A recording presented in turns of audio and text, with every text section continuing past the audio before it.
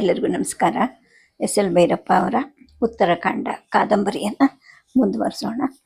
ರಾಮ, ಲಕ್ಷ್ಮಣ, ಸೀತೆ ಇವರು ಅಯೋಧ್ಯೆಯನ್ನು ಬಿಟ್ಟು ಕಾಡಿನ ಕಡೆಗೆ ಬರ್ತಾರೆ. ಅವರನ್ನು ಸುಮಂತ್ರ ಕರ್ಕೊಂಡು ಬಂದು ರಥದಲ್ಲಿ ಕರ್ಕೊಂಡು ಬರ್ತಾನೆ.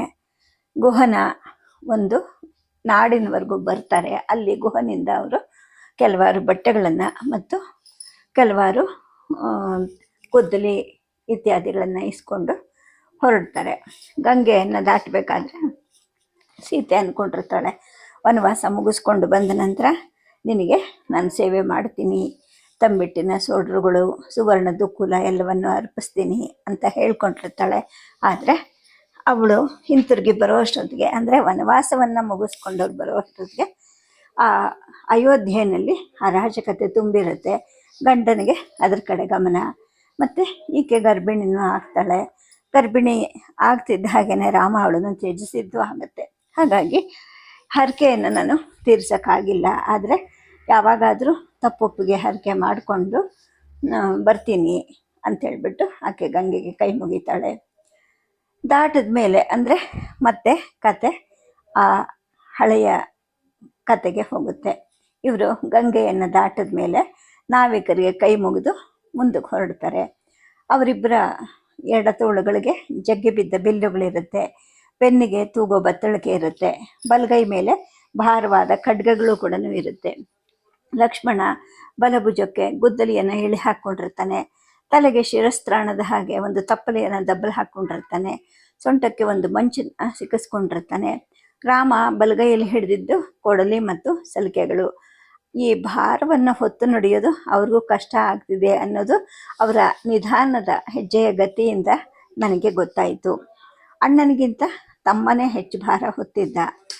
ಅವರಿಬ್ಬರ ಪಂಚೆ ಮತ್ತು ನನ್ನ 3 ಸೀರೆಗಳ ಗಂಟನ್ನು ನಾನು ಹಿಡ್ಕೊಂಡಿದ್ದೆ. ಹೊರಡೋ ಮುನ್ನ ಸ್ನಾನ ಮಾಡುವಾಗ ಒದ್ದೆಯಾದ ಸೀರೆಯನ್ನು ಹಿಂಡಿ ತಲೆ ಮೇಲೆ ಹೊದ್ಕೊಂಡಿದ್ದೆ. ನನ್ನ ಗಂಟನ್ನು ತಮಗೆ ಕೊಡು ಅಂತ ಅವರಿಬ್ಬರು ಕೇಳಿದ್ರು, ಆದರೆ ನಾನು ಕೊಡಲಿಲ್ಲ. ಒಂದು ಕೈ ಸೋತ್ರೆ ಮತ್ತೊಂದು ಕೈಗೆ, ಅದು ಸೋತ್ರೆ ಇನ್ನೊಂದು ಕೈಗೆ, ಈ ಥರ ಬದಲಾಯಿಸ್ಕೊತ ಹೆಜ್ಜೆ ಹಾಕ್ತಾ ಇದ್ದೆ. ಏಕೆಂದರೆ ಅವರಿಬ್ಬರ ಕೈಯಲ್ಲೂ ಸಾಕಷ್ಟು ಸಾಮಾನುಗಳಿತ್ತು. ತುಸು ದೂರ ನದಿಯ ಪಕ್ಕದಲ್ಲಿ ನಡೆದ ನಂತರ ಗುಹಾ ನಿರ್ದೇಶನ ಕೊಟ್ಟಿದ್ದಂತಹ ಸ್ಥಳದಲ್ಲಿ ಎಡಕ್ಕೆ ತಿರುಗಿದಾಗ ಕಾಡು ಪ್ರಾರಂಭ ಆಯಿತು. ಅಲ್ಲಿ ಉಬ್ಬು ತಗ್ಗುಗಳು, ಮುಳ್ಳು ಕಲ್ಲುಗಳು, ತರಚಲು ಕೊಂಬೆಗಳು ಇವನ್ನೆಲ್ಲ ಹಾಯುವಾಗ ಕಾಲಿಗೆ ಮುಳ್ಳು ಚುಚ್ಚಿದಾಗ ನಿಂತು ಅದನ್ನು ಕಿತ್ತು ತೆಗೆಯುವಾಗ ನೋವಾಗ್ತಿತ್ತು. ಅಂದರೆ ನಿಜವಾದ ವನವಾಸ ಈಗ ತಾನೇ ಶುರು ಆಗಿದೆ ಅನ್ನೋ ಒಂದು ಅರಿವು ನನಗೆ ಬಂತು. ನನ್ನ ಸಂಕಲ್ಪ ಶಕ್ತಿಯನ್ನು ಗಟ್ಟಿಗೊಳಿಸ್ಕೊಳ್ತಾ ನಾನು ಮುಂದೆ ಹೆಜ್ಜೆ ಹಾಕೋಕ್ಕೆ ಪ್ರಾರಂಭ ಮಾಡಿದೆ. ಸೂರ್ಯ ನೆತ್ತಿ ಮೇಲೆ ಬಂದಿರೋದು ಮರದ ಕೊಂಬೆಗಳ ಸಂದಿನಿಂದ ಕಾಣೋ ಹೊತ್ತಿಗೆ ಎದುರುಗಡೆಗೆ ಒಂದು ಗುಡ್ಡ ಕಾಣಿಸ್ತು. ಮಣ್ಣಿಗಿಂತ ಕಲ್ಲು ತುಂಬಿದ ಗುಡ್ಡ ಅದು. ಅಲ್ಲಿ ಮರಗಳಿರಲಿಲ್ಲ. ಎದೆ ಎತ್ತರಕ್ಕೆ ಕಿರು ಎಲೆಗಳ ಕಪ್ಪು ಹಸಿರಿನ ಗಿಡಗಳಿದ್ವು. ಅವನ್ನ ಲಕ್ಷ್ಮಣ ನೋಡ್ದ, ಎಡಗೈ ನೀಡಿ ಪರೀಕ್ಷಿಸ್ದ. ಅಣ್ಣ, ನಮಗಿವತ್ತು ಆಹಾರ ಸಿಕ್ತು, ದೇವ್ರ ದಯ, ನಿನ್ನ ಭಾರವನ್ನು ಇಳಿಸು ಅಂತ ಹೇಳಿ ನನ್ನ ಕಡೆ ನೋಡಿ ಅತ್ತಿಗೆ ಈ ಕಲ್ಲಿನ ಮೇಲೆ ಕೂತು ಸ್ವಲ್ಪ ವಿಶ್ರಮಿಸ್ಕೊ ಅಂತ ತನ್ನ ಭಾರವನ್ನು ಒಂದೊಂದಾಗಿ ಕಳಚಿ ನೆಲದ ಮೇಲೆ ಉರುಳು ಹಾಕ್ದ. ನನ್ನ ಕಡೆ ನೋಡಿ ಅಂದರೆ ಅವನು ನನ್ನ ಕಡೆ ಏನು ನೋಡಲಿಲ್ಲ, ನಾನಿದ್ದ ಕಡೆ ತಿರುಗಿದ ಅಷ್ಟೆ. ಒಂದು ಗಿಡದ ಕಂಕುಳಿಗೆ ಕೈ ಹಾಕ್ದ. 2 ಹಸಿರು ಹಣ್ಣುಗಳನ್ನು ಕಿತ್ತು ಕಚ್ಚಿ ಅಗದ. ರುಚಿ ಆಗಿದೆ ಅನ್ನೋದು ಅವನ ಮುಖವೇ ಹೇಳ್ತಾ ಇತ್ತು. 10 ಹಣ್ಣುಗಳನ್ನು ಕಿತ್ತು ನನ್ನ ಮಡಿಲನ್ನು ಹಿಡಿ ಅಂತ ಹೇಳಿ ನನ್ನ ಮಡಿಲಿಗೆ ಹಾಕಿದ. ಬೇಯಿಸ್ತಿದ್ದಂತಹ ಹಸಿವಲ್ಲಿ ಅದು ಅಮೃತದಷ್ಟು ರುಚಿ ಅನ್ನಿಸ್ತು. ಅಣ್ಣ ತಮ್ಮಂದರು ಒಂದೊಂದಾಗಿ ಕೀಳ್ತಾನೆ ತಿಂದು ಮುಗಿಸಿದ್ರು. 10 ಹಣ್ಣು ತಿನ್ನೋಷ್ಟರಲ್ಲಿ ನನಗೂ ಹೊಟ್ಟೆ ತುಂಬಿತು. ರಾತ್ರಿಗೆ ಇರಲಿ ಅಂದ್ಬಿಟ್ಟು ಲಕ್ಷ್ಮಣ 5-6 ಬೊಗಸೆ ಹಣ್ಣುಗಳನ್ನು ಕಿತ್ತು ತನ್ನ ಪಂಚೆಯ ಸೆರಗಿಗೆ ಕಟ್ಕೊಂಡ. ಏನಿದ್ರ ಹೆಸರು ಅಂತ ರಾಮ ಕೇಳ್ದ. ಕಕ್ಕೆ ಹಣ್ಣು ಅಂತ. ಇದು ದೊಡ್ಡ ಮರಗಳ ಮಧ್ಯೆ ಬೆಳೆಯೋದಲ್ಲ, ಕಲ್ಲು ನೊರಜಿನ ಭೂಮಿಯಲ್ಲಿ ಮಾತ್ರ ಬೆಳೆಯುತ್ತೆ. ಮುಂದೆ ಹೋಗೋಣ ಬನ್ನಿ, ನೀರು ಸಿಕ್ಕಿದಾಗ ಕುಡಿದ್ರೆ ಹೊಟ್ಟೆ ತುಂಬಿಕೊಂಡು ತೃಪ್ತಿ ಆಗುತ್ತೆ ಅಂತ ಹೇಳಿಬಿಟ್ಟು ತನ್ನ ಪದಾರ್ಥಗಳನ್ನು ಎತ್ತಿ ಕಟ್ಕೊಳ್ಳೋಕ್ಕೆ ಶುರು ಮಾಡಿದ. ಗುಹಾ ಗುರುತು ಹೇಳಿದ ಹಾಗೆ ಸೂರ್ಯ ಮುಳುಗೋ ಹೊತ್ತಿಗೆ ಅಥವಾ ಸೂರ್ಯ ಮುಳುಗೋಕ್ಕೂ ಮೊದಲೇನೆ ನಾವು ರಾತ್ರಿ ಉಳಿಯೋಕ್ಕೆ ಅವನು ಒಂದು ಸ್ಥಳವನ್ನು ಹೇಳಿದ್ನಲ್ಲ, ಆ ಸ್ಥಳವನ್ನು ಮುಟ್ಟಿದ್ವಿ. ಅದು ಒಂದು ಕಲ್ಲಿನ ಮಂಟಪ. ಪ್ರಯಾಣಿಕರು ವಿಶ್ರಮಿಸ್ಲಿ ಅಂಥೇಳಿ ಕಟ್ಟಿದ್ದ ಹಾಗಿತ್ತು. ಮಳೆ ಬಿಸಿಲುಗಳನ್ನು ಮುಚ್ಚುವಂತಹ ಒಂದು ಮಾಳಿಗೆ ಇತ್ತು. 4 ಕಲ್ಲು ಕಂಬಗಳಿದ್ವು. 3 ಕಡೆ ಕಲ್ಲು ಚಪ್ಪಡಿ ಗೋಡೆ ಇತ್ತು. ಪೂರ್ವ ದಿಕ್ಕಿನ ಗೋಡೆ ಮಧ್ಯದಲ್ಲಿ ಇದ್ದ ಬಾಗಿಲು ಮುರಿದು ಹೋಗಿತ್ತು. ಮುಂಬದಿಯಲ್ಲಿ ಒಂದು ಕೊಳ ಇತ್ತು. ನೀರು ಶುಭ್ರವಾಗಿದೆ. ಕಾಡು ದಟ್ಟ ಆಗಿಲ್ಲ. ಕತ್ಲಾದ ಮೇಲೆ ನೀವು ಮುಂದೆ ಹೋದರೆ ದಾರಿ ತಪ್ಪಿ ಕಾಡು ಪಾಲಾಗ್ತೀರಾ. ಹಾಗಾಗಿ ಅಲ್ಲೇ ಉಳ್ಕೊಳ್ಳಿ ಅಂತ ಗುಹಾ ಮೊದಲೇ ಎಚ್ಚರಿಕೆ ಕೊಟ್ಟಿದ್ದ. ಪದಾರ್ಥಗಳನ್ನು ನೆಲದ ಮೇಲೆ ಇಳಿಸಿದ ನಂತರ ಲಕ್ಷ್ಮಣ ಸುತ್ತಮುತ್ತ ನೋಡ್ದ. ಮರಗಳ ಒಣಗಿದ ತೊಗಟೆಗಳನ್ನು ಕಿತ್ಕೊಂಡ್ಬಂದು ಬಾಗಿಲಿನ ಹೊರಗಡೆಗೆ ಜೋಡಿಸ್ದ. 2 ಕಲ್ಲುಗಳನ್ನು ಕುಕ್ಕಿ ಕಿಡಿ ಮಾಡ್ದ. ತೊಗಟೆಗಳನ್ನು ಊದಿ ಬೆಂಕಿ ಹಚ್ಚಿದ. ತಾನು ಹೊತ್ತ ಪದಾರ್ಥಗಳಲ್ಲಿ ಒಂದು ಅರವೆಯಲ್ಲಿ ಕಟ್ಟಿದ್ದ ಗಂಟನ್ನು ಬಿಚ್ಚಿದ. 3 ದಿನದ ಹಿಂದೆ ಅವನು ವಾಸನೆಯಿಂದಲೇ ಪತ್ತೆ ಮಾಡಿ ಸಂಪಾದಿಸಿ ನಾವೆಲ್ಲ ತಿಂದು ಬಿಸಾಕಿದ್ದಂತಹ ಹಲಸಿನ ಬೀಜಗಳವು. ನಾವಿಬ್ಬರು ಅವನು ಮಾಡೋದನ್ನ ಕುತೂಹಲದಿಂದಲೇ ನೋಡ್ತಾ ಇದ್ವಿ. ಅವನು ಬೀಜಗಳನ್ನು ಉರಿಯೋ ಬೆಂಕಿ ಮಧ್ಯಕ್ಕೆ ತುಂಬಿದ. ಸ್ವಲ್ಪ ಹೊತ್ತಿನಲ್ಲಿ ಉರಿ ನಂದಿ ಕೆಂಡ ಆಯಿತು. ಬೂದಿ ಮುಚ್ಚಿ ನಸು ಕೆಂಡ ಆಯಿತು. ಇನ್ನು ಸ್ವಲ್ಪ ಹೊತ್ತಲ್ಲಿ ಒಳಗಿಂದ ಟುಸ್ ಟುಸ್ ಅಂತ ಶಬ್ದ ಬರೋಕ್ಕೆ ಶುರು ಆಯಿತು. ಎದ್ದು ಕೈಕಾಲು ತೊಳಿರಿ ಅಣ್ಣ, ನಿನ್ನ ಸಾಯಂ ಸಂಧ್ಯೆಯನ್ನು ಮುಗಿಸು, ರಾತ್ರಿ ಭೋಜನ ಸಿದ್ಧವಾಗಿದೆ ಅಂತ ಅಂದ. ನಾವು ಸಿದ್ಧ ಆಗೋ ಹೊತ್ತಿಗೆ ಅವನು ಬೆಂದ ಹಲಸಿನ ಬೀಜಗಳನ್ನು ತೆಗೆದು ಬೂದಿಯನ್ನು ಒರೆಸಿ ಗುಡ್ಡೆ ಹಾಕಿದ್ದ. 3 ಜನವು ಅದರ ಸುತ್ತ ಕೂತ್ವಿ. ಈಗ ಇದನ್ನು ಮುಗಿಸೋಣ, ಕಕ್ಕೆ ಹಣ್ಣು ಬೆಳಗಿನ ಉಪಹಾರಕ್ಕಿರಲಿ ಅಂತ ಹೇಳಿಬಿಟ್ಟು ಅವನು ಒಂದು ಬೀಜವನ್ನು ಅಮುಕಿ ಹಿಸುಕಿ ಬಾಯಿಗೆ ಹಾಕ್ಕೊಂಡ. ನಾವು ಅವನು ಮಾಡಿದ ಹಾಗೇನೆ ಮಾಡಿದ್ವಿ. ಇದನ್ನೆಲ್ಲ ಎಲ್ಲಿ ಕಲ್ತ್ಕೊಂಡೆ, ಎಲ್ಲಿ ತಿಳ್ಕೊಂಡೆ ಅಂತ ರಾಮ ಕೇಳ್ದ. ಆಗ ಲಕ್ಷ್ಮಣ ಹೇಳ್ದ, ನಾವು ಗುರುಕುಲದಲ್ಲಿ ಓದ್ತಾ ಇದ್ದಾಗ ನೀನು ಚಿಕ್ಕ ವಯಸ್ಸಲ್ಲಿನೇ ವೇದ, ಧರ್ಮಶಾಸ್ತ್ರ ಇವನ್ನೆಲ್ಲ ಬಾಯ್ಪಾಠ ಮಾಡಿಕೊಂಡು ಮೇಧಾವಿ ಆದರೆ, ಭರತ ಶತ್ರುಘ್ನರು ನಿನ್ನ ಹಾಗೆ ಮನಸ್ಸಿಟ್ಟು ಅಭ್ಯಾಸ ಮಾಡಿದ್ರು ಕೂಡ ತಲೆಗೇನು ಹತ್ತುತ್ತಿರಲಿಲ್ಲ. ಆದರೆ ಶ್ರದ್ಧಾವಂತ ವಿದ್ಯಾರ್ಥಿಗಳಾಗಿದ್ದರು. ನಾನು ಮಾತ್ರ ಪಾಠವನ್ನು ತಪ್ಪಿಸ್ತಿದ್ದೆ. ಕುರುಬರು ಗೊಲ್ಲ ಹುಡುಗರ ಜೊತೆಗೆ ಬಿದ್ದು ಕಾಡಲಿತ್ತಿದ್ದೆ. ಅವರಿಂದ ನನಗಿವೆಲ್ಲ ಗೊತ್ತಾಯಿತು. ಇವುಗಳ ರುಚಿನೂ ಹತ್ತಿತು. ಗುರುಗಳು ನನ್ನನ್ನು ದಡ್ಡ ಅಂತ ಬೈತಿದ್ರು. ಆದರೆ ಮಹಾರಾಜನ ಮಗ ಆಗಿದ್ದರಿಂದ ಹೊರಗಡೆ ಹಾಕದೆ ನನ್ನನ್ನು ಇಟ್ಕೊಂಡಿದ್ರು. ನಿಂಗೆ ಅದೆಲ್ಲ ನೆನಪಿಲ್ವಾ ಅಂತ ಕೇಳ್ದ. ರಾಮ ಬರೀ ಮಗುಳ್ನಕ್ಕ, ಏನೂ ಹೇಳಲಿಲ್ಲ. ಎಲ್ಲ ಬೀಜಗಳನ್ನು ತಿಂದು ಮುಗಿಸಿದ್ವಿ. 4 ಬೊಗಸೆ ನೀರು ಕುಡಿದ ನಂತರ ಹೊಟ್ಟೆ ತುಂಬಿತು. 3 ಬೂದಿ ಒಳಗಿಂದ ಅಲ್ಲಲ್ಲಿ ಮಿಂಚೋ ಬೆಂಕಿ ಸುತ್ತ ಕೂತ್ಕೊಂಡ್ವಿ. ರಾಮ ಇದಕ್ಕಿದ್ದ ಹಾಗೆ ಮೌನಿಯಾದ. ಅವನ ಮುಖ ಕಳಗುಂದಿತು. ಇದಕ್ಕಿದ್ದ ಹಾಗೆ ಕಣ್ಣುಗಳಲ್ಲಿ ನೀರು ತುಂಬ್ಕೊಂತು. ನಾನು ಅವನ ಕೈ ಹಿಡ್ಕೊಂಡೆ. ಅವನು ಬಿಕ್ಕಿ ಬಿಕ್ಕಿ ಅಳಕ್ಕೆ ಶುರು ಮಾಡ್ದ. ಹೇಗೆ ಸಮಾಧಾನ ಮಾಡೋದು, ಏನು ಸಮಾಧಾನ ಮಾಡೋದು ಅಂತ ನನಗೆ ಹೊಳಿಲಿಲ್ಲ. ಅವನು ಬಿಕ್ಕತಾನೆ ಲಕ್ಷ್ಮಣನ ಜೊತೆಗೆ ಹೇಳಕ್ಕೆ ಶುರು ಮಾಡ್ದ. ತಮ್ಮ, ನಾನು ನಿನಗಿಂತ 6 ತಿಂಗಳಿಗೆ ಮಾತ್ರ ದೊಡ್ಡವನು. ನಾವಿಬ್ಬರು ತೊಟ್ಲಲ್ಲೂ ಕೂಡ ಜೊತೆಯಾಗಿ ಬೆಳೆದವರು. ನಾನು ಯಾವ ಅಧರ್ಮದ ಕೆಲಸ ಮಾಡಿದ್ದೀನಿ ನೀನೇ ಹೇಳು. ಕೈಕೇಯಿಗೆ ಯಾವ ಅನ್ಯಾಯ ಮಾಡಿದ್ದೀನಿ ನಾನು? ಹಾಗೆ ತಂದೆಗೆ ಬೇಸರ ಆಗೋ ಯಾವ ವರ್ತನೆ ನನ್ನಿಂದ ಆಗಿದೆ? ಆದರೂ ಕೂಡ ಅವನು ಅವಳ ಮೋಹಕ್ಕೆ ಬಿದ್ದು ನನ್ನನ್ನು ಕಾಡಿಗೆ ಅಟ್ಟದ್ನಲ್ಲ. ಉದ್ದಕ್ಕೂ ಅವಳಿಗೆ ಸಲಿಗೆ ಕೊಟ್ಟ. ನನ್ನ ಅಮ್ಮ ಮತ್ತು ನಿನ್ನ ಅಮ್ಮರಿಗೆ ಕಿರುಕುಳ ಕೊಟ್ಟು ಗೋಳು ಹೊಯ್ಕೊಳ್ಳೋಕ್ಕೆ ಬಿಟ್ಬಿಟ್ನಲ್ಲ. ಧರ್ಮ ಅರ್ಥ ಕಾಮಗಳಲ್ಲಿ ಕಾಮನೇ ಪ್ರಬಲವಾದ ಶಕ್ತಿ ಅನ್ನೋದನ್ನು ತೋರಿಸ್ಕೊಂಡ್ಬಿಟ್ನಲ್ವ. ನನಗೂ ನನ್ನ ಬೆನ್ನ ಹಿಂದಿಗೆ ಹುಟ್ಟಿದ ನಿನಗೂ, ಜೊತೆಗೆ ಕೈ ಹಿಡಿದ ಇವಳಿಗೂ ಕಕ್ಕೆ ಹಣ್ಣು ಸುಟ್ಟ ಹಲಸಿನ ಬೀಜ ತಿನ್ನೋ ಗತಿ ಯಾವ ಧರ್ಮದ ಪ್ರಕಾರ ಬಂತು ಅಂತ ಹೇಳಿಬಿಟ್ಟು ಬಿಕ್ಕಿ ಬಿಕ್ಕಿ ಅಳಕ್ಕೆ ಶುರು ಮಾಡ್ದ.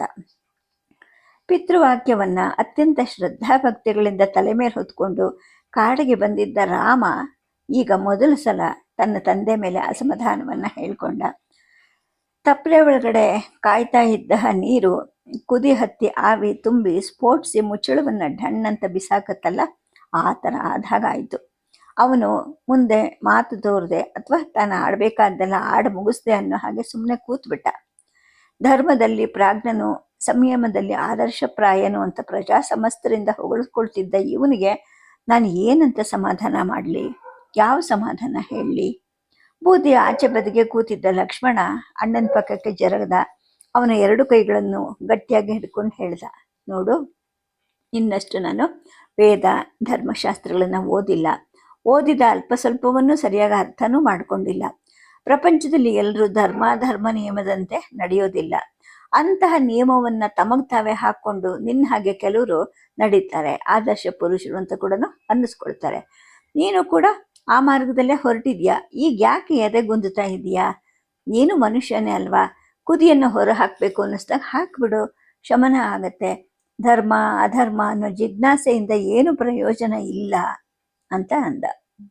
ರಾಮ ಈಗ ಅಂತರ್ಮುಖಿಯಾದ. ಲಕ್ಷ್ಮಣ ಕೈ ಹಿಡಿತ ಬಿಗಿಯಾಗೆ ಇತ್ತು ಅವನ ಮೇಲೆ. ಕೆಲವಾರು ನಿಮಿಷ ಮೌನವಾಗಿದ್ದ ರಾಮ ಅನಂತರ ಮಲಗೋಣ, ಆಯಾಸ ಆಗಿದೆ ಅಂತ ಹೇಳಿಬಿಟ್ಟು ಎದ್ದ. ಹಾಸ್ಕೊಳ್ಳೋಕ್ಕೆ ಒಣಗಿದ ಹುಲ್ಲೂ ಅಲ್ಲೆಲ್ಲೂ ಸಿಕ್ಕಲಿಲ್ಲ. ಮಂಟಪದ ಒಳಗಡೆ ನಾನು ಗುಹಾ ಕೊಟ್ಟಿದ್ದ ಒಂದು ಸೀರೆಯನ್ನು ಹಾಸಿದೆ. ಅವನು ಮಲಗಿದ.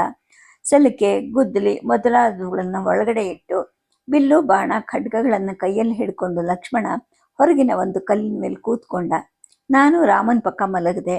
ಮಲಗಿದ ತಕ್ಷಣ ನಿದ್ದೆಗೆ ಜಾರ್ತಿದ್ದ ರಾಮ ನಿಶ್ಚಲನಾಗಿದ್ರೂ ಕೂಡ ಅವನು ಎಚ್ಚರಿಕೆಯಿಂದ ಇದ್ದಾನೆ ಅಂತ ನನಗೆ ಅರ್ಥ ಆಯಿತು. ಅವನ ಉಸಿರು ಕ್ರಮಬದ್ಧವಾಗಿರಲಿಲ್ಲ. ಆಗಾಗ ಮಗ್ಗಲು ಬದಲಾಯಿಸ್ತಿದ್ದ. ಎಷ್ಟೋ ಹೊತ್ತಿನ ನಂತರ ವಾತಾವರಣದಲ್ಲಿ ಚಳಿ ಕಾಣಿಸ್ತು.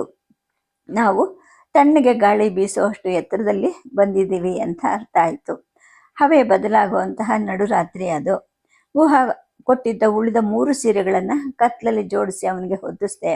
ಸ್ವಲ್ಪ ಹೊತ್ತಲ್ಲಿ ನಿದ್ದೆ ಬಂದಿದ್ದು ಅವನ ಉಸಿರಿನ ಕ್ರಮದಿಂದ ಗೊತ್ತಾಯಿತು ನನಗೆ. ಇನ್ನು ಬೆಳಗ್ಗೆ ಆಯಿತು. ಕಕ್ಕೆ ಹಣ್ಣುಗಳನ್ನು ತಿಂದು ನೀರು ಕುಡಿದು ಹೊರಟ್ವಿ. ಲಕ್ಷ್ಮಣನ ದಾರ್ಢ್ಯವನ್ನು ನೋಡಿ ನನಗೆ ಆಶ್ಚರ್ಯ ಆಯಿತು. ಇಡೀ ರಾತ್ರಿ ಹೊರಗಡೆ ಚಳಿಯಲ್ಲಿ ಕೂತು ನಿದ್ದೆಗೆಟ್ಟಿದ್ದಾನೆ. ಈಗ ಕೂಡ ಅಷ್ಟೊಂದು ಭಾರವನ್ನು ಹೊತ್ತು ನಡೀತಾ ಇದ್ದಾನೆ. ನನ್ನ ಮುಂದೆ ಪಥದರ್ಶಕನ ಹಾಗೆ ಚಲಿಸ್ತಿರೋ ಅವನ ಹೆಜ್ಜೆಗಳು ಸೂಜಿಯ ಮೊನೆಯಷ್ಟು ಕೂಡ ತೋಲನ್ನು ತಪ್ಪುತ್ತಾ ಇಲ್ಲ. ದೊಡ್ಡ ಕಾಡನ್ನು ಪ್ರವೇಶಿಸಿ ಒಂದೇ ಸಮನೆ ನಡೆದು ಸೂರ್ಯ ಪಶ್ಚಿಮ ದಿಕ್ಕಿಗೆ ಇಳಿಬೀಳ್ತಿರೋಂತಹ ಹೊತ್ತಿಗೆ ದೂರದಲ್ಲಿ 2 ದೊಡ್ಡ ನದಿಗಳು ಒಂದರೊಳಗಡೆ ಒಂದು ಸಂಗ್ರಮಿಸುವಂತಹ ದೃಶ್ಯ ಕಾಣಿಸ್ತು. ಸೀತಾ, ಅಲ್ಲಿ ನೋಡು, ಅದೇ ಸಂಗಮ, ಗಂಗಾ ಯಮುನಾ ನದಿಗಳು ಒಂದುಗೂಡುವಂತಹ ಪ್ರಯಾಗ ಅಂತ ಹೇಳಿಬಿಟ್ಟು ಸ್ವಲ್ಪ ಹಿಂದೆ ಇದ್ದ ರಾಮ ಕೂಗಿ ಹೇಳ್ದ. ದಾರಿಯನ್ನು ನೋಡಿಕೊಂಡು ಲಕ್ಷ್ಮಣನ ಹಿಂದೆ ನಡೀತಿದ್ದ ನಾನು ಕತ್ತೆತ್ತಿ ನೋಡಿದೆ. ಆಹಾ, ಮತ್ತೆ ಗಂಗೆ ದರ್ಶನ ಆಯಿತು. ನಾವು ಹತ್ತಿರದ ಕಾಡ್ದಾರಿಯಲ್ಲಿ ಬಂದಿದ್ದೀವಿ. ನಾವೇ ಇಲ್ಲಿ ಕೂತು ನದಿ ಮೇಲೆ ಬಂದಿದ್ರೆ ಮನಸ್ಸಿಗೆ ಹಿತವಾದ ನೌಕಾ ವಿಹಾರ ಆಗ್ತಿತ್ತು ಅನ್ನೋ ಒಂದು ದುಃಖ ಮನಸ್ಸಲ್ಲಿ ಮೂಡ್ತಾ ಬಂತು. ಪ್ರಥಮ ನೋಟದಲ್ಲೇನೆ ಎಡಗಡೆ ಇರೋದು ಗಂಗೆ, ಬಲಗಡೆ ಇರೋದು ಯಮುನೆ ಅಂತ ಗೊತ್ತಾಗ್ತಾ ಹೋಯಿತು. ಯಾಕೆಂದರೆ ಸೂಕ್ಷ್ಮವಾಗಿ ಗಮನಿಸಿದಾಗ ಗಂಗೆ ಬಿಳಿ ಮಲ್ಲಿಗೆಯ ಹಾಗೆ ಕಾಣಿಸ್ತಿತ್ತು. ಯಮುನೆ ಕರಿಯ ಕಪ್ಪು ತಲೆ ಕೂದಲಿನ ಜಡೆ ಹಾಗೆ ನುಲಿದು ನುಲಿದು ಒಂದರೊಳಗಡೆ ಒಂದು ಬೆರೆತು ಹಾಲಲ್ಲಿ ಬೆಲ್ಲ ಕರಗದ ಹಾಗೆ ಕಾಣಿಸ್ತಿತ್ತು. ರಾಮ ಲಕ್ಷ್ಮಣನ ಕರೆದು ಹೇಳ್ದ, ಲಕ್ಷ್ಮಣ, ಎಡಗಡೆಗೆ ನೋಡು, ಅಲ್ಲಿ ಹೊಗೆ ಕಾಣಿಸ್ತಾ ಇದೆ ಅಲ್ವಾ? ಮರಗಳು ಕಟ್ಟಿಗೆಗಾಗಿ ಕಡ್ದ ಹಾಗೆ ಕಾಣಿಸ್ತಿವೆ. ಅಂದರೆ ಆ ಮರೆಯಲ್ಲೇ ಭಾರದ್ವಾಜ ಮುನಿಗಳ ಆಶ್ರಮ ಇರಬೇಕು ಅಂತ ಕಾಣುತ್ತೆ. ಗುಹಾ ಆ ಗುರುತು ಹೇಳಿದ್ದ ಅಂತ ಅಂದ. ನಾವು ಆ ಕಡೆನೇ ತಿರುಗಿದ್ವಿ. ರಾಮನ ಊಹೆ ಸರಿನೂ ಆಗಿತ್ತು. ಗಮ್ಯಸ್ಥಾನ ಹತ್ರ ಆಗ್ತಾ ಇದೆ ಅಂದ್ಬಿಟ್ಟು ನಮಗೂ ಉತ್ಸಾಹ ಬಂತು. ನಮ್ಮ ನಡಿಗೆಯ ವೇಗನೂ ಕೂಡ ಜೋರಾಗ್ತಾ ಹೋಯಿತು. ಆಶ್ರಮದ ದಿಡ್ಡಿ ಬಾಗಿಲ ಹತ್ರಕ್ಕೆ ಬಂದು ಕೂಗಿದ್ವಿ. ಒಬ್ಬ ಬ್ರಹ್ಮಚಾರಿ ಓಡ್ ಬಂದ. ಅಯೋಧ್ಯೆಯ ದಶರಥ ಮಹಾರಾಜರ ಮಕ್ಕಳು, ಸೊಸೆ ಅಂತ ನಾವು ಹೇಳಿದ್ದನ್ನು ಕೇಳಿ ಓಡ್ ಹೋದ. ಮತ್ತೆ ಬಂದ, ನಮ್ಮನ್ನು ಮುನಿಗಳ ಸನ್ನಿಧಿಗೆ ಕರ್ಕೊಂಡು ಹೋದ. ನಮ್ಮನ್ನು ನೋಡಿ ಮುನಿಗಳು ಆಶ್ಚರ್ಯಪಟ್ಟರು. ಇದೇನು ಇವೆಲ್ಲ ಸಲಕರಣೆಗಳು? ನಮಗೆ ಹೇಳಿಸಿರೋ ಜಟ್ಟೆ ನಿಮಗೆ ಹೇಗೆ ಬಂತು ಅಂತ ಕೇಳಿದ್ರು. ಮೂವರು ನಮಸ್ಕರಿಸಿದ ಮೇಲೆ ರಾಮ, ಮುನಿಗಳು ಅನುಮತಿ ಕೊಟ್ಟರೆ ಕೂತ್ಕೊತೀವಿ ಅಂತ ಅಂದ. ಅವ್ರು ತಲೆ ಆಡಿಸಿದ್ರು. ನಾವು 3 ಜನವು ಕೂತ್ವಿ. ರಾಮ ಅಯೋಧ್ಯೆಯಲ್ಲಿ ನಡೆದ ವಿದ್ಯಮಾನಗಳೆಲ್ಲವನ್ನು ವರದಿ ಮಾಡಿದ. ಮುನಿಗಳು ಯಾವ ಮಾತನ್ನು ಆಡದೆ ಗಂಭೀರ ಮೌನದಿಂದ ಎಲ್ಲವನ್ನೂ ಕೇಳಿದ್ರು. ಆನಂತರ, ನೀವೆಲ್ಲ ಬೆಳೆದಿದ್ದೀರ, ಮೈ ಬೆವರಿದೆ, ಸ್ನಾನ ಮಾಡಿ ರಾತ್ರಿ ಆಹಾರವನ್ನು ಸ್ವೀಕರಿಸಿ. ಆಶ್ರಮದ ಆಹಾರ ನಿಮ್ಮ ವನವಾಸದ ನಿಯಮವನ್ನೇನು ಉಲ್ಲಂಘಿಸೋದಿಲ್ಲ ಅಂತ ಅಂದರು. ಫಲಹಾರದಲ್ಲಿ ಹಾಲು ಇತ್ತು, ಆದರೆ ರಾಮ ಅದನ್ನು ಮುಟ್ಟಲಿಲ್ಲ. ಹಾಗಾಗಿ ನಾನು ಕುಡಿಲಿಲ್ಲ. ಆದರೆ ರಾಮ ನಿರಾಕರಿಸೋಕ್ಕೆ ಮುಂಚೆನೇ ಲಕ್ಷ್ಮಣ ಹಾಲನ್ನು ಕುಡಿದು ಬಿಟ್ಟಿದ್ದ. ರಾತ್ರಿ ನಾವಿಬ್ಬರು ಚೆನ್ನಾಗಿ ನಿದ್ರಿಸಿದ್ವಿ. ಹಿಂದಿನ ರಾತ್ರಿ ಇಡೀ ಕಾವಲು ಕಾದು ಹಗಲು ಪೂರ್ತಿ ಭಾರ ಹೊತ್ತು ನಡೆದಿದ್ದ ಲಕ್ಷ್ಮಣನ ಗೊರಕೆ ನನಗೆ ನಡುವೆ ಕೇಳಿಸ್ತಿತ್ತು. ಅಷ್ಟರಲ್ಲಿ ನನ್ನ ಮನಸ್ಸು ಕೂಡ ವನವಾಸಕ್ಕೆ ಒಗ್ಗಿತ್ತು. ಮಲಗಲಿಕ್ಕೆ ದರ್ಬೆಯ ಮಂದಲಿಗೆ, ಹೊದಿಲಿಕ್ಕೆ ನಾರಿನ ಕಂಬಳಿ ಕೊಟ್ಟಿದ್ರು. ಬೆಳಗ್ಗೆ ಸ್ನಾನ ಮಾಡಿದ ನಂತರ ಹೊರಡೋದು ಅಂತ ರಾಮ ನಿಶ್ಚಯಿಸಿದ್ದ. ಆದರೆ ಆ ದಿನ ಅಲ್ಲೇ ಉಳಿವಿ ಅಂತ ಹೇಳ್ಬಿಟ್ಟು ಮುನಿಗಳು ಆದೇಶ ಮಾಡಿದ್ರು. ಹೋಮಕರ್ಮಗಳು ಮುಗಿದ ನಂತರ ನಮ್ಗೆ ಹೇಳಿ ಕಳಿಸಿದ್ರು. 3 ಜನವು ಅವ್ರ ಸಮ್ಮುಖದಲ್ಲಿ ಕೂತ ಮೇಲೆ ಅವ್ರು ಹೇಳಿದ್ರು, ನಮ್ಮ ಆಶ್ರಮ ವಿಶಾಲವಾಗಿದೆ, 14 ವರ್ಷನೂ ನೀವು ಇಲ್ಲೇ ಇದ್ದು ಬಿಡಿ, ನಿಮ್ಮ ಕೈಲಾದಷ್ಟು ಆಶ್ರಮದ ಕೆಲಸ ಮಾಡ್ಕೊಂಡಿದ್ರೆ ಸಾಕು.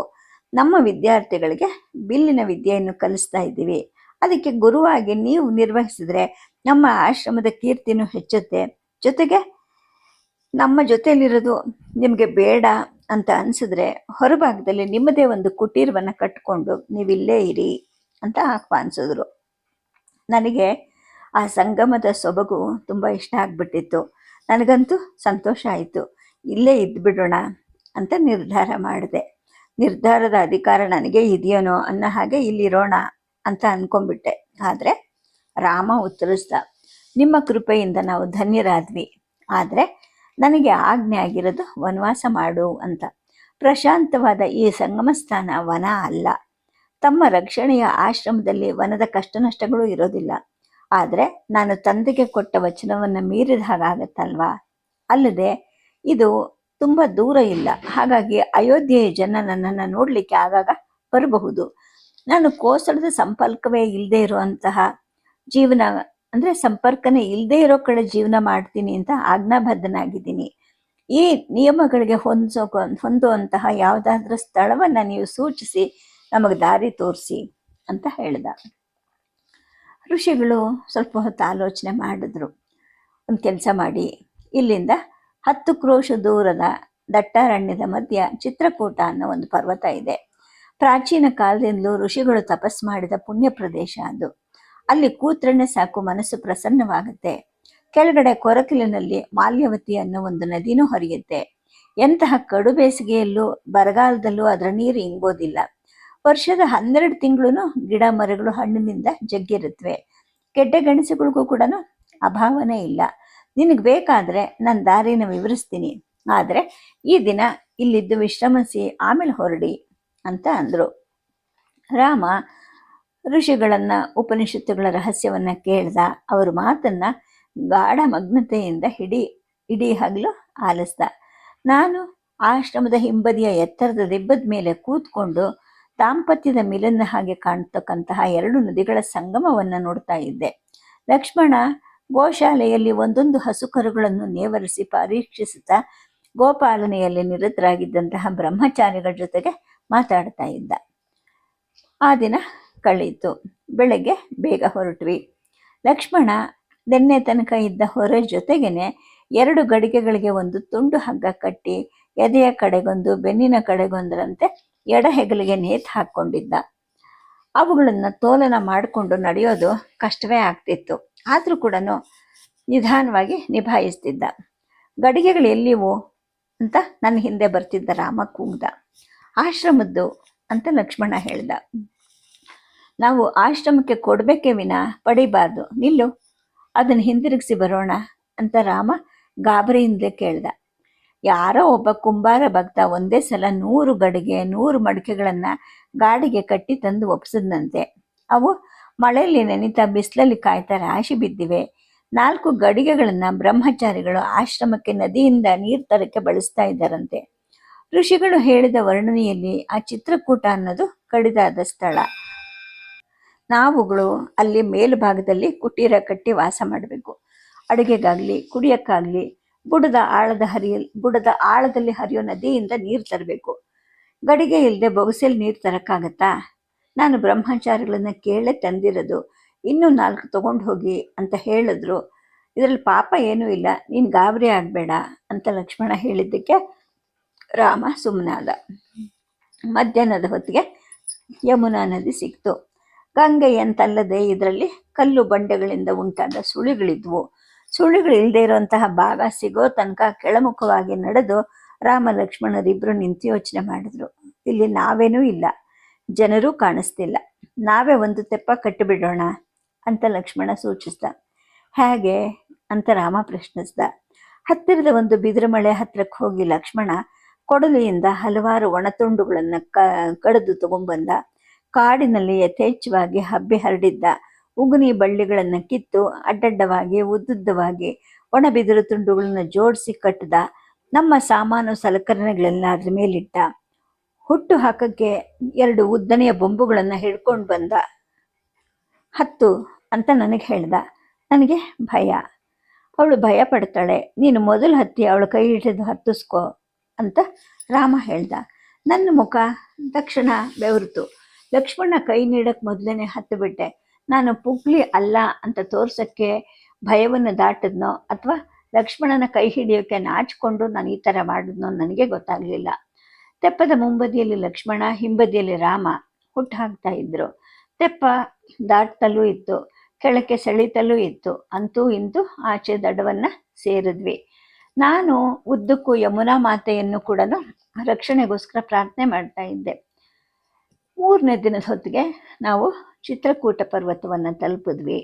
ಮರ, ಗಿಡ, ಬಳ್ಳಿ, ಮುಳ್ಳುಗಳಿಂದ ಮೆತ್ತುಕೊಂಡು ಕಡಿದಾಗಿಯೂ ಇದ್ದ ಪರ್ವತದ ಮೈ ಮೇಲೆ ಕುಟೀರ ಕಟ್ಕೊಳ್ಳೋದು ಆಗದ ಮಾತು ಅಂತ ಅನ್ನಿಸ್ತು. ಅಣ್ಣ ತಮ್ಮಂದ್ರು ಅದರ ಎದುರುಗಡೆ ಇದ್ದ ಗುಡ್ಡವನ್ನು ಏರಿ ಹಿಂದೆ ಮುಂದೆ ನೋಡಿ ಅಲ್ಲಿ ಒಂದು ಸ್ಥಳವನ್ನು ಆರಿಸಿದ್ರು. ಅದು ಗುಡ್ಡದ ಭುಜ ಆಗಿತ್ತು. ಇದ್ದದ್ರಲ್ಲಿ ಸ್ವಲ್ಪ ವಿಶಾಲವಾಗಿ ಸಮತಲವಾಗಿತ್ತು.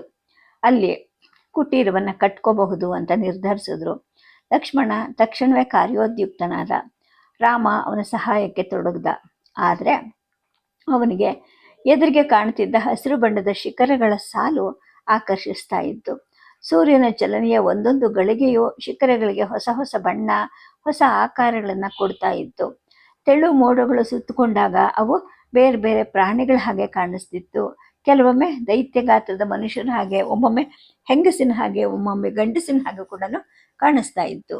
ದೃಷ್ಟಿ ಅವುಗಳಲ್ಲಿ ಸಿಕ್ಕೊಂಡ್ರೆ ಬಿಡಿಸ್ಕೊಳ್ಳೋಕ್ಕಾಗದ ಹಾಗೆ ರಾಮ ಅದನ್ನೇ ನೋಡ್ತಾ ನಿಂತು ಬಿಡ್ತಿದ್ದ. ಒಬ್ಬನೇ ಎತ್ತಕ್ಕೆ ಕಷ್ಟ ಆಗುವಂತಹ ಕಲ್ಲು ಗುಂಡುಗಳನ್ನು ಲಕ್ಷ್ಮಣ ಒಬ್ಬನೇ ಎತ್ತಿ ಏರಿಸ್ತಿದ್ದ. ರಾಮನ ನಿಸರ್ಗದ ಆಸ್ವಾದನೆಗೆ ಅವನು ಅಡ್ಡಿನೂ ಮಾಡ್ತಾ ಇರಲಿಲ್ಲ. ಆದರೆ ಈ ಒರಟು ಕೆಲಸವನ್ನೆಲ್ಲ ಅವನ ತಲೆ ಮೇಲೆ ಹಾಕೋದು ನ್ಯಾಯ ಅಲ್ವಾ ಅಂತ ನನಗನ್ನಿಸಿ ಕಸಿವಿಸಿ ಅನ್ನಿಸ್ತಿತ್ತು. ನ್ಯಾಯ ಅನ್ಯಾಯಗಳ ಸೂಕ್ಷ್ಮಾತಿ ಸೂಕ್ಷ್ಮ ಅರಿವಿದ್ದ ರಾಮನಿಗೆ ಲಕ್ಷ್ಮಣ ಒಬ್ಬನೇ ಕೆಲಸ ಮಾಡ್ತಾ ಇದ್ದಾನೆ ಅನ್ನೋದು ಗೊತ್ತಾಗ್ತಾ ಇಲ್ವಾ ಅನ್ನಿಸ್ತು. ಆದರೆ ಅವನ ನಿಸರ್ಗದ ಆಕರ್ಷಣೆ ಎಷ್ಟು ಬಲವತ್ತರವಾಗಿತ್ತು ಅಂತಂದರೆ ಲಕ್ಷ್ಮಣನ ಬಗ್ಗೆ ಅವನು ಯೋಚನೆ ಮಾಡ್ತಾ ಇಲ್ವಾ ಅಂತ ನನಗನ್ನಿಸ್ತು. ಲಕ್ಷ್ಮಣ ಒಬ್ಬನ ಕೈಲಿ ಕೆಲಸ ಮಾಡಿಸೋದು ತಪ್ಪು ಅಂತ ಅವನಿಗೆ ಸೂಕ್ಷ್ಮವಾಗಿ ಸೂಚಿಸಬೇಕು ಅಂತ ನನಗೆ ಮನಸ್ಸಾಯಿತು. ಆದರೆ ರಾಮ ಏನಂದ್ಕೊಳ್ತಾನೋ ಅನ್ನೋ ಒಂದು ಅಂಜಿಕೆ. ನಾನೇ ಹೋಗಿ ಕೈ ಜೋಡಿಸೋಣ ಅನ್ನೋ ಮನಸ್ಸಾಗ್ತಿತ್ತು. ಆದರೆ ನನ್ನ ತೋಳುಗಳಿಗೆ ಅಷ್ಟು ಶಕ್ತಿನೂ ಇರಲಿಲ್ಲ. ಅಯೋಧ್ಯೆಗೆ ಹಿಂತಿರುಗಿದ ಮೇಲೆ ಗೊತ್ತಾದರೆ ಯಾರಾದರೂ ಏನು ಅಂದ್ಕೋಬಹುದು ಅನ್ನಿಸ್ತು. ಹೇಗೆ ಗೊತ್ತಾಗುತ್ತೆ? ಲಕ್ಷ್ಮಣ ಯಾವುದೋ ಮಾತಿನ ಮಧ್ಯೆ ನಿರುದ್ದೇಶವಾಗಿ ಹೇಳಿದ್ರು ಕೂಡ ಊರ್ಮಿ ಏನು ಅಂದ್ಕೊಳ್ಬಹುದು? ಒಂದಲ್ಲ ಒಂದು ಸಂದರ್ಭದಲ್ಲಿ 14 ವರ್ಷನೂ ನನ್ನ ಗಂಡನಿಂದ ಜೀತ ಮಾಡಿಸ್ಕೊಂಡ್ರಿ ಅಂತ ಅಂದುಬಿಟ್ರೆ ಅನ್ನೋ ಒಂದು ಊಹೆ ನನ್ನ ಮನಸ್ಸನ್ನು ಕುಟ್ಕೋಕ್ಕೆ ಶುರುವಾಯಿತು. ಅವಳು ಮಾತಲ್ಲಿ ಹಿಂದು ಮುಂದೆ ನೋಡೋಳಲ್ಲ, ಮನಸ್ಸಿಗೆ ಬಂದಿದ್ದೆ ಹೇಳಿಬಿಡ್ತಾಳೆ ಅಂತ ನೆನಪಾದಾಗ ಪ್ರಾಣ ಹೋಗಿಸೋಷ್ಟು ನನಗೆ ಒಂದು ರೀತಿಯ ಚುಚ್ಚಿದ ಹಾಗೆ ನೋವಾಗಕ್ಕೆ ಶುರುವಾಯಿತು. 1 ವಾರದಲ್ಲಿ ಲಕ್ಷ್ಮಣ ಅಲ್ಲಿ ಕುಟೀರವನ್ನು ನಿರ್ಮಿಸೇ ಬಿಟ್ಟ. ಗರಗಸದಿಂದ ಮರವನ್ನು ಕೊಯ್ದ, ದಪ್ಪ ಹಲಿಗೆ ಮಾಡ್ದ, ಹಸಿರು ಬಿದಿರನ್ನು ಕಡಿದು ಬಾಗಿಲನ್ನು ಹೆಣೆದ, ಹಲಿಗೆ ಗೋಡೆ, ಬಿದಿರು ಚಪ್ಪರದ ಮೇಲೆ ಹೊದಿಸಿದ್ದ ಎಲೆಗಳ ದಪ್ಪ ಚಾವಣಿ ಮಾಡ್ದ. ಗಾಳಿ ಬೀಸೋ ದಿಕ್ಕುಗಳನ್ನು ಗುರುತಿಸಿ ಕಟ್ಟಿದ ವಾಸ್ತು ಇತ್ತು ಅಲ್ಲಿ. ರಾಮ ಗೃಹಶಾಂತಿಯ ಮಂತ್ರವನ್ನು ಹೇಳಿ ಕುಟೀರವನ್ನು ಪ್ರವೇಶ ಮಾಡಿದ್ವಿ. ಪಾತಾಳದಷ್ಟು ಕೆಳಗಿದ್ದ ಮಾಲ್ಯವತಿ ನದಿಯಿಂದ ಒಂದೊಂದು ಕೈಲೂ ಹಿಡಿದ ಗಡಿಗೆಗಳಲ್ಲಿ ನೀರು ತರುವಾಗ ಲಕ್ಷ್ಮಣನಿಗೂ ಏದುಸಿರು ಬರ್ತಾ ಇತ್ತು.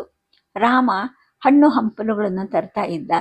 ಲಕ್ಷ್ಮಣ ಬೇಯಿಸಿ ತಿನ್ನಬಹುದಾದ ಬೇರುಗಳನ್ನು ಶೋಧನೆ ಮಾಡಿ ಸಂಪಾದಿಸ್ತಿದ್ದ. ಒಂದಿನ ಶೋಧನೆಗೆ ಕಾಡಿಗೆ ಹೋದ ಅವನು ಎಷ್ಟು ಹೊತ್ತಾದರೂ ಬರಲೇ ಇಲ್ಲ. ಯಾವುದಾದ್ರೂ ಕಾಡು ಮೃಗ ಹೊಂಚು ಹಾಕಿ ಹಿಂದಿನಿಂದ ಅಥವಾ ಯಾರಾದರೂ ರಾಕ್ಷಸರು ಏನಾದರೂ ಮಾಡಿರಬಹುದಾ ಅಂತ ನನಗೆ ಆತಂಕ ಆಯಿತು.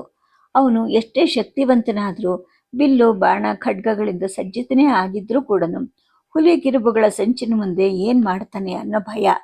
ರಾಮನಿಗೆ ಹೇಳಿದೆ, ಅವನಿಗೆ ಕಾಡಿನ ಒಳಸುಳೆಲ್ಲ ಗೊತ್ತಿದೆ, ನೀನು ಚಿಂತೆ ಮಾಡಬೇಡ, ಶಾಂತಲಾಗಿರು ಅಂತ ಅವನು ಸಮಾಧಾನದ ಮಾತನ್ನು ಆಡ್ದ. ಕೊನೆಗೆ ಸಂಜೆ ಹೊತ್ತಿಗೆ ಬಂದ ಲಕ್ಷ್ಮಣ. ತಾನು ಹೊದ್ದಿದ್ದ ಪಂಚೆಯಲ್ಲಿ 4 ಗಂಟುಗಳನ್ನು ಕಟ್ಟಿ ಹೆಗಲ ಮೇಲೆ ಎಳಿಬಿಟ್ಕೊಂಡು ಬಂದಿದ್ದ ಅವನನ್ನು ನೋಡಿ ನನಗೆ ಸಮಾಧಾನ ಆಯಿತು. ಕೂತವನು ಅಂಗಳದಲ್ಲಿ ಒಂದೊಂದೇ ಗಂಟೆಗಳನ್ನು ಬಿಚ್ಚಿ ತೋರಿಸ್ದ. ಅದರಲ್ಲಿ ಕಾಡು ಹುರುಳಿ ಇತ್ತು, ನವಣೆ, ಸಜ್ಜೆ, ರಾಗಿ ಇವಿದ್ವು. ಅಲ್ಲಿ ಒಂದು ಕಡೆ ತನಗೆ ತಾನೇ ಬೆಳೆದಿದ್ವು ಇವೆಲ್ಲ. ಕಲ್ಲು ಚಪ್ಪಟೆ ಮೇಲೆ ಗುಂಡು ಕಲ್ಲಲ್ಲಿ ಅರೆದು ಹಿಟ್ಟು ಮಾಡಿ ಬೇಯಿಸಿ ತಿನ್ನಬಹುದು ಅಥವಾ ರೊಟ್ಟಿ ಮಾಡಬಹುದು ಅಂತ ಅಂದ. ಆದರೆ ರಾಮನ ಮುಖದಲ್ಲಿ ಗಂಭೀರವಾದ ಆಲೋಚನೆ ಕಾಣಿಸ್ತು. ಅವನು ಹೇಳ್ದ, ಇವು ಕಂದಮೂಲಗಳ, ಬೇಡ, ವನವಾಸದ ವ್ರತಭಂಗ ಮಾಡಬಾರ್ದು ಅಂತ ಅಂದ. ಆಗ ಲಕ್ಷ್ಮಣ ಹೇಳ್ದ, ಅಣ್ಣ, ವನದಲ್ಲಿ ಸಿಕ್ಕೋ ಪದಾರ್ಥಗಳೆಲ್ಲವೂ ವ್ರತ ಸಮ್ಮತವೇನೆ. ಬರೀ ಹಣ್ಣು ಹಂಪಲು ಗೆಡ್ಡೆ ಗೆಣಸುಗಳನ್ನ ತಿಂದರೆ ಶರೀರದಲ್ಲಿ ಬಲ ಹೇಗೆ ಬರುತ್ತೆ ಹೇಳು ಅಂತ ಹೇಳ್ದ. ಈ ಮಾತಿಗೆ ಏನು ಉತ್ತರ ಕೊಡಬೇಕು ಅಂತ ರಾಮನಿಗೆ ತಿಳಿಲಿಲ್ಲ. ಲಕ್ಷ್ಮಣ ಹೇಳ್ದ, ಇಲ್ಲಿಗೆ ಸ್ವಲ್ಪ ದೂರ ಆಗತ್ತೆ, ಮಟ್ಟಸವಾದ ಭೂಮಿ ಇದೆ, ಒಳ್ಳೆ ಮಣ್ಣಿದೆ. ಈ ಧಾನ್ಯಗಳನ್ನು ಬಿತ್ತಿದ್ರೆ ಚೆನ್ನಾದ ಬೆಳೆ ಬರುತ್ತೆ. ತಿಂದು ಹಣ್ಣು 2 ಗಳಿಗೆಯಲ್ಲಿ ಕರಗಿ ಹೊಟ್ಟೆ ತಳ ಹಾಕೋದು ತಪ್ಪುತ್ತೆ. ನಾನು ದಿನ ಕಾಡಲ್ಲಿ ಹುಡುಕ್ತೀನಿ ಅಂತ ಹೇಳಿಬಿಟ್ಟು ಸುತ್ತಮುತ್ತ ನೋಡ್ತಾ ಒಂದು ಗುಂಡು ಕಲ್ಲನ್ನು ಹುಡುಕಿ ಅದನ್ನು ನೆಲಕ್ಕೆ ಹರಿದಿದ್ದ ಕಲ್ಲು ಚಪ್ಪಟೆಯನ್ನು ತೊಳೆದು ಒರೆಸಿ ಒಂದೊಂದು ಹಿಡಿ ಹಾಗೆ ಹಾಕ್ಕೊಂಡು ರಾಗಿ ಹಿಟ್ಟನ್ನು ಮಾಡ್ದ. ತಪ್ಪಲಿಗೆ ಹಾಕಿ 3 ಕಲ್ಲು ಇಟ್ಟು ಒಲೆ ಹೊತ್ತಿಸಿ ಅಂಬ್ಲಿ ಬೇಯಿಸ್ದ. ಉಪ್ಪು, ಖಾರ, ಹುಳಿ ಯಾವುದು ರುಚಿಕಾರವೂ ಅಲ್ಲಿಲ್ಲದೆ ಇದ್ರೂ ಕೂಡ ಅದು ತುಂಬ ರುಚಿಯಾಗಿತ್ತು. ಹೊಟ್ಟೆ ತುಂಬ ತಿಂದು ನೀರು ಕುಡಿದ್ವಿ. ರಾತ್ರಿ ಚೆನ್ನಾಗಿ ನಿದ್ದೆ ಬಂತು. ರಾತ್ರಿ ಎಲ್ಲ ಕಾವಲು ಕಾದ ಲಕ್ಷ್ಮಣ ಬೆಳಗ್ಗೆ ತುಸು ನಿದ್ದೆ ತೆಗೆದ. ಕಾಡಲ್ಲಿ ನಿಂಬೆ ಗಿಡಗಳಿದ್ದೇ ಇರುತ್ತೆ, ಇವತ್ತು ಹುಡ್ಕೊಂಡು ಬರ್ತೀನಿ, ಹುಳಿ ಸೇರಿದ್ರೆ ಆಹಾರಕ್ಕೆ ರುಚಿ ಬರುತ್ತೆ ಅಂತ ಹೇಳಿಬಿಟ್ಟು ಅವನು ಕೆಳಗಿಳಿದು ಹೋದ. ಸದ್ಯಕ್ಕೆ ಕಥೆಯನ್ನು ನಿಲ್ಲಿಸಿರ್ತೀನಿ. ನಮಸ್ಕಾರ.